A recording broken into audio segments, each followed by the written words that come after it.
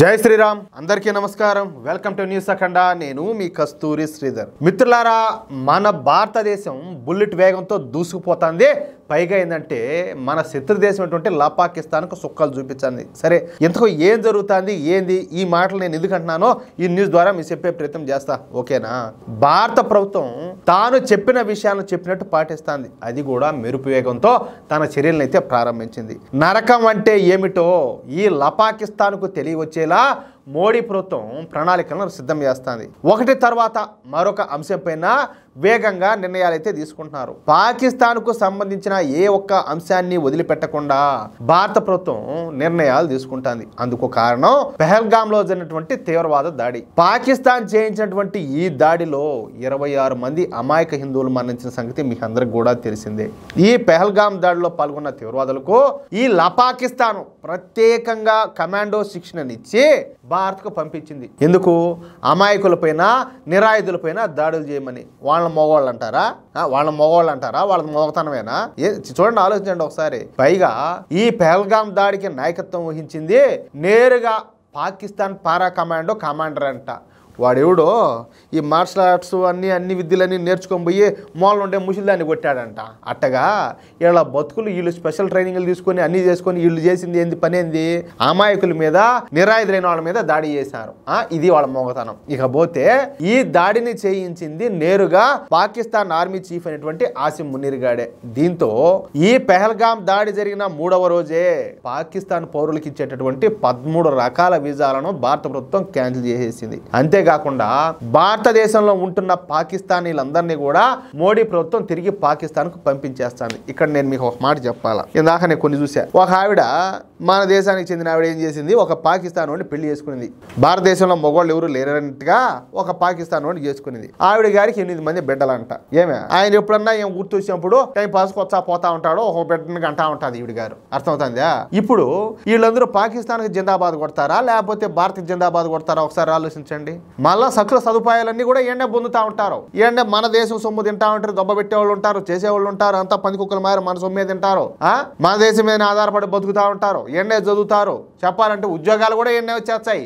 ఏమార్తే కానీ వీళ్ళు జిందాబాద్ కొట్టేది ఎవరికి వాళ్ళ నాయన గారిదైనా పాకిస్తాన్కు అర్థమవుతుందా ఉత్తరప్రదేశ్లో ఇందాక నేను ఒకటి చూసా 22 మంది పాకిస్తాన్ మహిళల్ని గుర్తించారు వాళ్ళ సంతానం వచ్చేసి 90 మంది పైన ఉన్నారు ఇట్టా ఫైనల్గా ఏంటంటే వాళ్ళ ఫ్యామిలీలు అన్ని కలిపి లెక్కేసి 500 మంది ఆకుండారు ఏదే ఈ పాకిస్తాన్ సంతంతా కూడా ఏంది కాదు నాకు కొన్ని మాటలు నేను చెప్పలేకపోతున్నా కానీ చాలా కఠినంగా చెప్దాం అనిపించింది నాకు కాదు స్వామి ఇది ఏమన్నా ధర్మసత్రమా లేకపోతే ఇంకేంది ఇది అంటాలే ఎవడు పడితే బంగ్లాదేశ్ వాడు వచ్చాడు మయన్మార్ వాడు వచ్చాడు ఈ పాకిస్తాన్ వాళ్ళు లాంగ్ టర్మ్ వీసాలు పేర్లు తిప్పుకొని వాళ్ళు వచ్చారు అసలు వాళ్ళకి లాంగ్ టర్మ్ వీసాలు ఇవ్వాల్సినంత అవసరం ఉన్నది మనకు వాళ్ళు మనం చేసే మంచికి కాదులే ఇదేమన్నా బ్రోతల్ హౌస్ ఇదే కాదు ఏంది ఇది ఎవరు పడితే వాళ్ళు వచ్చి వాళ్ళ ఇష్ట ప్రకారం కాదు పందులు కదా పిల్లల్ని ఇన్నట్టు వాళ్ళ సంతంతా పెంచేదానికి ఇదేమన్నా ఏ బ్రోతల్ హౌస్ ఇది అంటాలే ఏది ఎవడికి నాకు అర్థమే కావడంలో ఇక్కడ ఏం జరుగుతుంది అనేది సరే ఇకపోతే పాకిస్తాన్తో అన్ని రకాల సంబంధాలను తెగదింపులు చేసుకుంటారు పాకిస్తాన్తో జరిగేటటువంటి వ్యాపార వాణిజ్యాలకు మోడీ ప్రభుత్వం పూర్తిగా రద్దు చేసి పారేసి ఆర్డర్లు ఇచ్చినటువంటి పాకిస్తాన్ వస్తువులపైన కూడా మోడీ ప్రభుత్వం బ్యాన్ అయితే విధించింది అంతేకాకుండా ఈ పాకిస్తాన్ దుబాయ్ వేదికగా భారత్తో పరోక్షంగా నిర్వహిస్తున్నటువంటి వ్యాపారాలపైన కూడా ఈ కేంద్ర ప్రభుత్వం నిషేధం విధించింది ఇకపోతే మెడిసిన్స్ పైన ఇప్పటికే భారత ప్రభుత్వం నిషేధాలు అయితే విధించిన సంగతి మీకు కూడా తెలిసిందే పాకిస్తాన్కు ప్రత్యక్షంగానో పరోక్షంగానో ఎగుమతి అయ్యే అన్ని రకాల ఈ ఫార్మాస్యూటికల్స్ మీద మోడీ ప్రభుత్వం బ్యాన్ విధించింది ఇక పాకిస్తాన్కు జీవనాడి వచ్చేసి చీనాబ్ నది సింధు నది ఉపనది అయినటువంటి ఈ చీనాబ్ నది ద్వారా పాకిస్తాన్లో కొన్ని లక్షల ఎకరాల భూములకు నీళ్ళు అయితే పోతా ఉంటాయి దీంతో ఇప్పుడు మన భారతదేశం ఈ చీనాబ్ నది జలాల మీద దృష్టి సారించిందనమాట ఆల్రెడీ సింధు జలాలను రద్దు చేశారు కదా వాటిని ఆపేశారు ఇప్పుడు ఈ చీనాబ్ నది మీద చీనాబ్ నది పైన మన దేశంలో 2 ప్రాజెక్టులు ఉన్నాయి అవి సలాల్ జల విద్యుత్ ప్రాజెక్టు అదేవిధంగా బాగ్లిహార్ డ్యామ్ అనమాట దీనికి మరొక పేరు వచ్చేసి దుల్హస్తి జల విద్యుత్ ప్లాంట్ అంటారు దీన్ని నిజానికి ఈ 2 ప్రాజెక్టులను భారత్ నిర్మించినప్పటికీ ప్రపంచ బ్యాంకు ఒప్పందం మేరకు ఈ డ్యాంలలో ఎప్పుడు కూడా చెప్పుకోదగ్గ స్థాయిలో నీటి నిల్వను అయితే చేయాల అందుకే ప్రతి సంవత్సరం ఈ చీనాబ్ నది నుంచి 80% నీళ్లు పాకిస్తాన్కే పోతా ఉంటాయి ఎన్నే 80% నీళ్లు చూడండి మనం వాళ్ళకి నీళ్లు ఇచ్చే వాళ్ళు మన రక్తం తాగుతున్నారు దీంతో ఇప్పుడు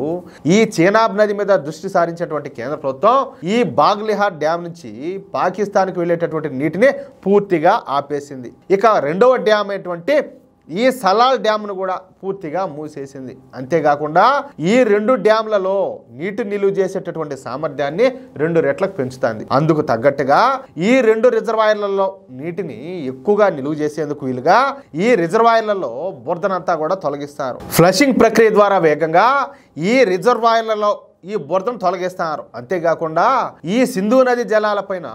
మరో 6 రిజర్వాయర్ల నిర్మాణాన్ని ప్రారంభిస్తున్నారు. అంటే ఈ సింధు నది జలాలను ఎక్కడికక్కడ నిలుపుదల చేసేందుకు మోడీ ప్రభుత్వం అన్ని ప్రయత్నాలను ప్రారంభించింది. ఇకపోతే ఈ రిజర్వాయర్లలో బురదను తొలగించే ఫ్లషింగ్ ప్రక్రియను ప్రభుత్వ రంగ సంస్థ అయినటువంటి ఎన్హెచ్పిసి సంస్థ చేపడుతుందన్నమాట. గత 4 రోజుల నుంచి ఈ ఎన్హెచ్పిసి సంస్థ యుద్ధ ప్రాతిపదికన ఈ ఫ్లషింగ్ ప్రక్రియను చేపడుతుంది. ఈ ప్రక్రియ ద్వారా పాకిస్తాన్కు నీటి సరఫరాను అడ్డుకోవడమే కాకుండా విద్యుత్తును మరింత సమర్థవంతంగా ఉత్పత్తి చేయొచ్చు అన్నమాట. ఈ టర్బైన్లను దెబ్బతినకుండా ఈ ఉత్పత్తిని అయితే నిర్వహించవచ్చు. అందుకే భారత ప్రభుత్వం ఎవరికి ఈ విషయం చెప్పకుండానే, అంటే అధికారికంగా ఎవరికి చెప్పకుండానే వేగంగా ఈ చర్యలన్నీ చేపడుతుంది. దీని మూలంగా అతి త్వరలో ఈ పాకిస్తాను ఎడారిగాక తప్పదు. ఈ సింధు జలాలు కట్టు, ఇప్పుడు ఈ చీనాబ్ నది ద్వారా పోయే జలాలు కూడా కట్టు. రేపింగా ఏం చేస్తారో తెలియదు. మొత్తానికైతే వీళ్ళు తాగేదానికి కాదు కదా, ముడ్డి కట్టుకునేదానికి కూడా ఈ నీళ్ళు లేకుండా పోతాయి. అది జరిగేది కాదు. తమాషా చేసినా కూడా సినిమా ఇంకా శానానే బాకీ ఉండాలి, అప్పుడే అయిపోవాలా. మిత్రులారా, ఈ న్యూస్ కనుక మీకు నచ్చినట్లయితే, అదేవిధంగా భారత ప్రభుత్వం తీసుకున్నటువంటి చర్యలు సమర్థవంతంగా ఉన్నాయని చెప్పి మీకు అనిపిస్తే తప్పనిసరిగా ఈ న్యూస్ నలుగురికి షేర్ చేయండి. అలాగే ప్రతి ఒక్కరు కూడా మీ యొక్క అమూల్యమైన అభిప్రాయాలను ఖచ్చితంగా కామెంట్ చేయండి. ఇంకో విషయం ఏంటంటే, ఇంతవరకు మీరు కనుక మన ఛానల్ సబ్స్క్రైబ్ చేసుకున్నట్లయితే ప్రతి ఒక్కరు కూడా మన ఛానల్ సబ్స్క్రైబ్ చేసుకోండి, సపోర్ట్ చేయండి ప్లీజ్. జై శ్రీరామ్, జై హింద్.